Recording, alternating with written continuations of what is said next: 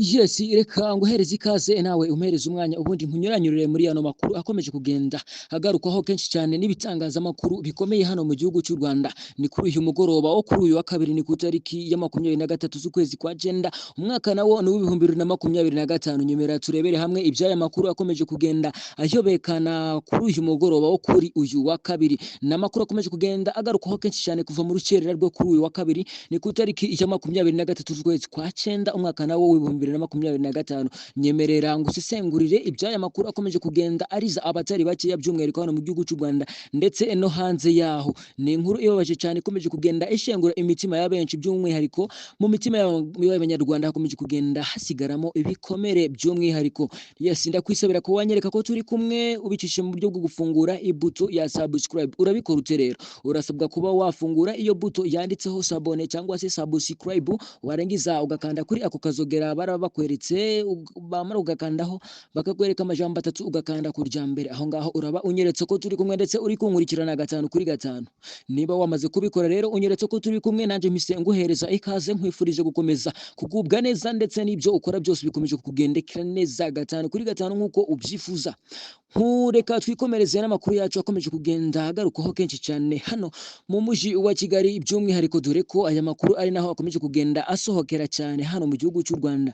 Ni ku mukunzi wanyu mwakunze mutari bakeya Vestina ndetse n'uwo bise Dorcas, ariko muri iyi tsinda hakomeje kuba havamo umuntu umwe ukomeje kugenda wakibasirwa n'ibibazo ku buryo bukomeye. Ni umukunzi wanyu Vestina wakomeje kugenda yigarurira imitima y'abatari bakeya, by'umwihariko hano mu gihugu cy'u Rwanda ndetse no hanze yaho. By'umwihariko bamaje kuba baba ibyamamare ubwo uyu mukobwa wanyu bita Vestina yaje kuba yagira gutya akatwereka ibirori. N'abatindi reka turebere hamwe ibikomeje kugenda bitangaza abantu benshi bikanababaza ndetse bigatuma n'abanyamakuru bakomeza kugenda babigarukaho ku buryo bukomeye cyane. Ni amakuru akomeje kugenda atangazwa, by'umwihariko akakomeza kugenda anagarukwaho muri rusange. Reka mbifuriza nanone gukomeza kugubwa neza ndetse n'ibyo mukora byose bikomeze kubagendekera neza 5 kuri 5 nkuko umubyifuza. Makuru akomeje kugenda agarukwaho kuri uyu wa kabiri ku tariki ya 23 z'ukwezi kwa Jenda, umwaka wa 2025. Ni amakuru akomeje kugenda avuga ko mu makuru yafashwe ndetse n'amavideo hakomeje kugenda hagaragara umupapa w'abana bakiri batoya, harimo Ishimwe Vestine ndetse na Dorcas, yamaze kuba yagaragara mu kinyamakuru ari kurira cyane, ari kurira nk'agahinja bitewe n'amakuru yari amaze kuba yasohoka ajya hanze kuri uyu mwana w'umukobwa witwa Vestine. Reka turebere hamwe rero ibyakomeje kugenda bigaragara muri aya makuru, aho byageze naho umubyeyi ajya kuri kamera arira bingana kuriya nkuko mwakomeje kugenda mubibona. Ngiye no kubereka ku kavideo gatoya kuntu byaje kuba byagenda kugira ngo bitere impagarara zingana nka gutyo. Muri kano kanya rero munyemerere turebere hamwe iby'aya makuru masha atunguranye cyane akomeje kugenda atigisa ibitangazamakuru binyuranye, ni hano mu gihugu cy'u Rwanda ndetse no hanze y'igihugu cy'u Rwanda. Ni inkuru y'agahinda, ni inkuru y'incamugongo ikomeje kugenda iriza abatari bake, by'umwihariko ni bamwe mu bakunzi bitwa Vestina, by'umwihariko wamenyekanye mu itsinda rya Vestina na Dorcas kugeza magingo ya rero.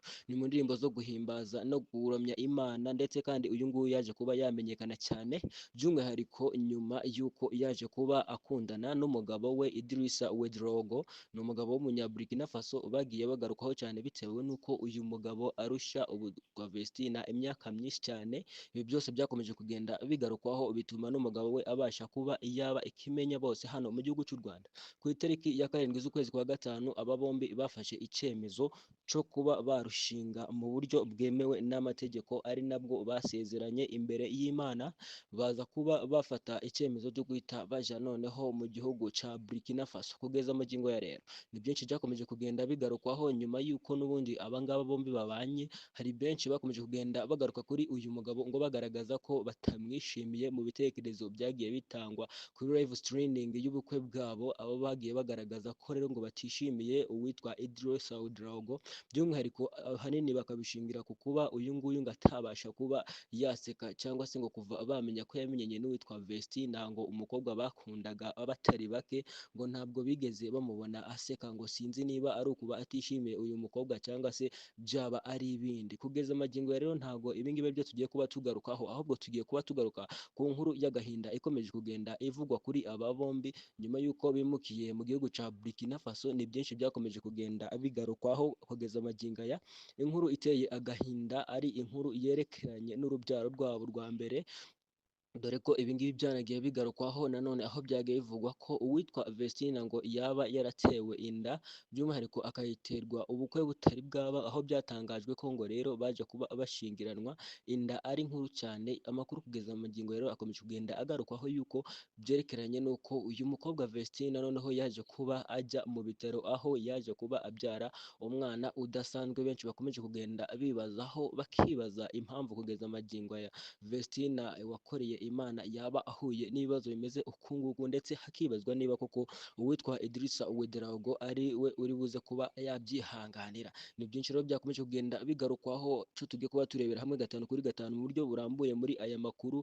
Icyo ngusaba ni nta kimwe usibye kuba wanyereka ko turi kumwe, ugakanda kuri subscribe, ugasiga igitekerezo cyawe aho ngaho muri comment bijyanye n'amakuru dukomeje kugenda tukugezaho, by'umwihariko bikaba byiza cyane usize n'akadarapo k'igihugu uherereyemo aho ngaho muri comment. Ubundi igihe cyose tuzashyiraho inkuru cyangwa se ukajya nawe uhita ukibona mu ba mbere, ndetse kandi tukazarushaho no kujya tubana 5 kuri 5 ni mu makuru yose ndetse n'ibiganiro binyuranye tugenda tukugezaho umunsi ku munsi uko bwije ndetse n'uko bukeye. Nawe wamaze gukanda subscribe, njyewe nguhaye ikaze n'ubundi muri aya makuru akomeje kugenda atigisa ibitangazamakuru binyuranye muri aya masaha. Ni amasaha yo mu gitondo, turi ku munsi wo kuwa 4 ku itariki ya 19 z'ukwezi kwa 9 umwaka ni 2025. Nguhaye ikaze rero muri aya makuru akomeje kugenda agarukwaho mu bitangazamakuru binyuranye mu Rwanda ndetse no hanze y'igihugu cy'u Rwanda. Ikaze. Yes, reka twihuse cyane rero tudatinze rero turebere hamwe byinshi byerekeranye n'aya makuru mashya akomeje kugenda agarukwaho na bamwe mu makuru, ariko ntago yari yemezwa, by'umwihariko aho aya makuru akomeje kugenda ava mu bantu ba hafi witwa Vestina ndetse na Ouedraogo. Ni amakuru mu by'ukuri akomeje kugenda agaragaza umwana udasanzwe. Ni ku mbuga nkoranyambaga zigiye zitandukanye zikomeje kugenda zigaragaraho aya mafoto, aho n'ubundi bigaragara uwitwa Vestina ndetse n'uwitwa umugabo we ngo bari mu bitaro bya hariya mu gihugu cya Burkina Faso, aho rero by'umwihariko bitabwagaho n'abaganga, ngo bari barimo kugenda bakora ibishoboka byose ngo barebe ko batabara uwitwa Vestina. Bivugwa ko ngo yaje kuba yajyanwa mu bitaro igitaraganya. Ni nyuma y'uko rero n'ubundi ngo Vestina yaje kuba agwa hasi.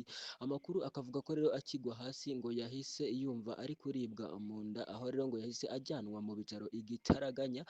Amakuru akavuga ko rero ubwo yaragejejwe ku bitaro ngo uyu Vestina yaje kuba n'ubundi apimwa agasanga n'ubundi yahise afatwa n'ibise. Ubwo yahitaga agwa hasi, icyaje kuba cyakorwa rero ni gukurikiranwa n'abaganga bashinzwe ibikorwa byo kubyaza ababyeyi.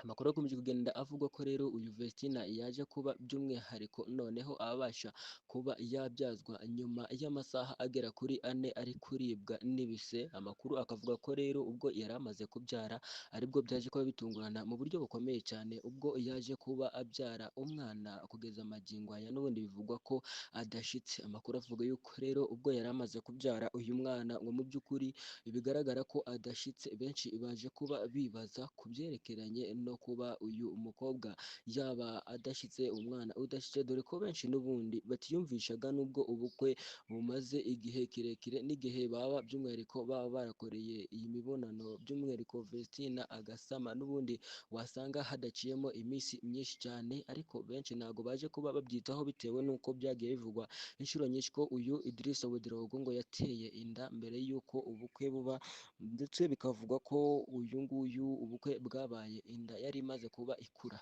Amakuru akomeje kugenda avuga ariko rero iyi nda itaje kuba by'umwihariko iterwa mbere y'uko ubukwe buba, ahubwo iyi nda yaje kuba iterwa ubukwe bwenda kuba, aho bitangazwa ko rero by'umwihariko ngo umwana waje kuba avuka kuri uyu mukobwa Vestina wacu ngo ari umwana wari umaze cyangwa se wari utwitwe mu gihe kingana n'amezi 7 yonyine, aho byumvikana ko n'ubundi habura amezi agera kuri 2 kugira ngo umwana abashe kuba yavuka. Niyo mpamvu kugeza magingo rero bikomeje kugenda bitangazwa ko uyu Vestina yaje kuba abyara umwana navuga ko atujuje ibyangombwa byose, aho kugeza magingo ya n'ubundi yahise ashyirwa mu byuma bigomba kuba byamufasha mu kugenda yongera kuba yakwiyubaka cyangwa se yakwiyubaka kugira ngo abashe kuba yavuka ashitse ndetse yujuje ibisabwa byose.